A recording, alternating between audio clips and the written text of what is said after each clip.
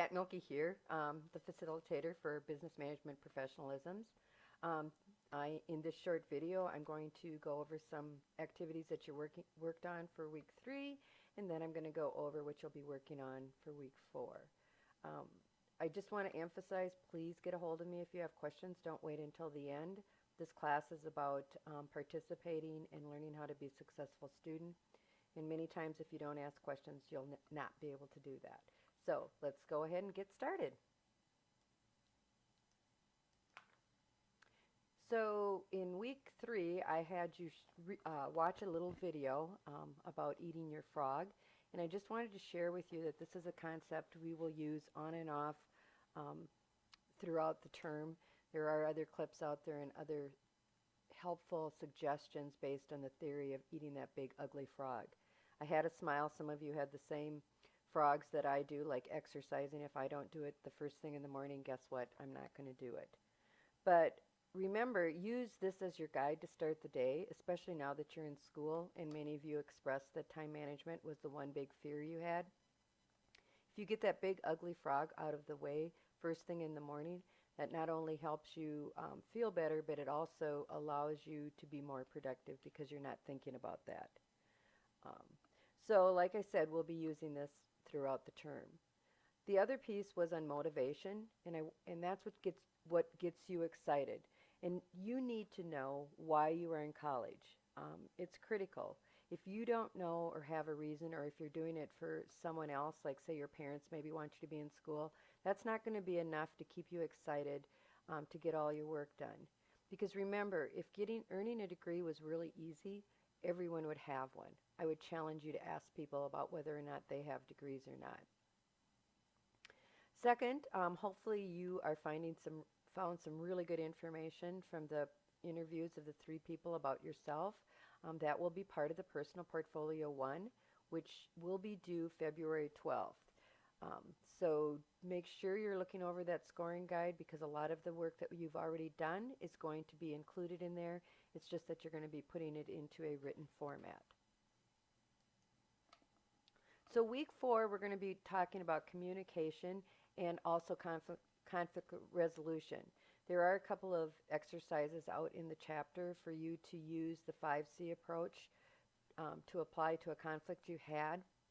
I'm not going to make you do that and turn it in, but I would encourage you at work, home, or wherever, if you are in some type of a conflict, to at least try to use it.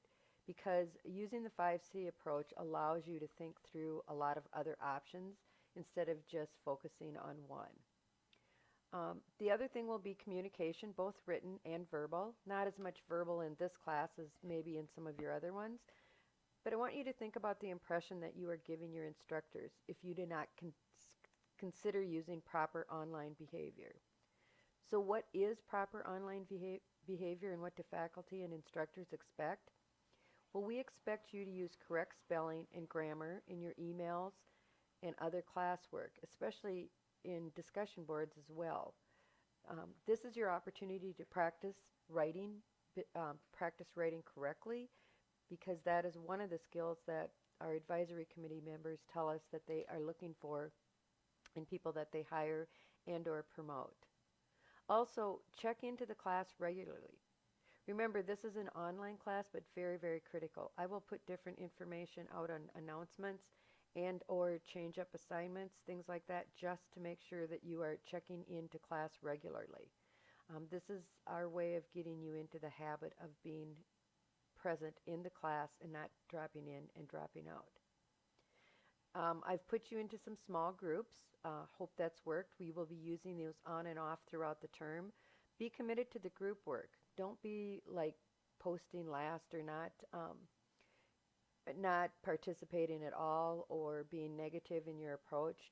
Remember, you want to try to create a positive image with your classmates and your instructor.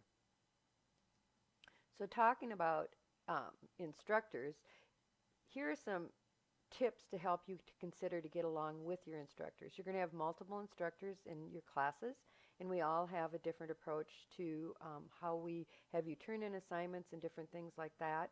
But at the end of the day, we all want you to be successful in school. So Um, these are things to consider. First of all, never miss a class, and I kind of talked about that. In an online class, it means being there, not checking in and out. And I look that you check in at least 3 times a week. Some of these are built in with the discussion board um, or group activities, but remember, that's what I'm looking for as far as attendance goes. Um, Never be inattentive or impolite. This kind of goes back to like your responses or your emails or your interactions. Um, you may be upset, but take a moment to sit back and think about how you're going to write that email or respond to somebody. We are practicing good communication. Be sure you're using standard written and spoken English in communicating with your instructors. Um, don't use text messaging or slang words. Practice being professional and using business writing. And never ever, and this I have seen or heard in class um, several times, is I missed class today. Did we do anything important? I just want you to know that anything that's assigned in an online class like learning activities, they're in there for a reason and they're always important. And during class time, the same thing. Instructors specifically create class activities that are going to allow you the opportunity to apply information that you're learning. So no one would ever say that what they're teaching is unimportant. So for week 4, I'm having you read some information from the textbook from chapter 2. There's a video out there as well about using Word to help with MLA formatting. You will need to be using MLA formatting in 2 of your assignments this week, and it will be a requirement in the first portfolio. This will include in-text citations as well as the proper work cited at the end of the portfolio. So get into the habit of practicing. Word is really they have the process built in very well, so it's really easy to use, and then you can save it right in your Word document. And you all have access to Word, remember, through Office 365, your email account.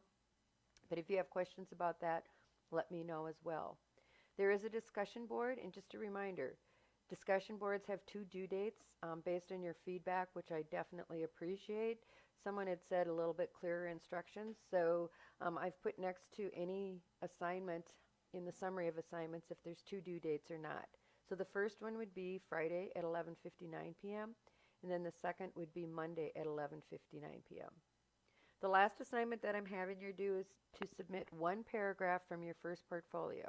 I'm having you do this for one of 2 reasons. First, I want you working on it this week and not leaving it until next week, because then the end product will not be as good. And the second reason is I want to make sure that you're doing it correctly and you're following the instructions. So it's my opportunity to provide you with a little bit of feedback. So remember, eat your frogs and have a great week.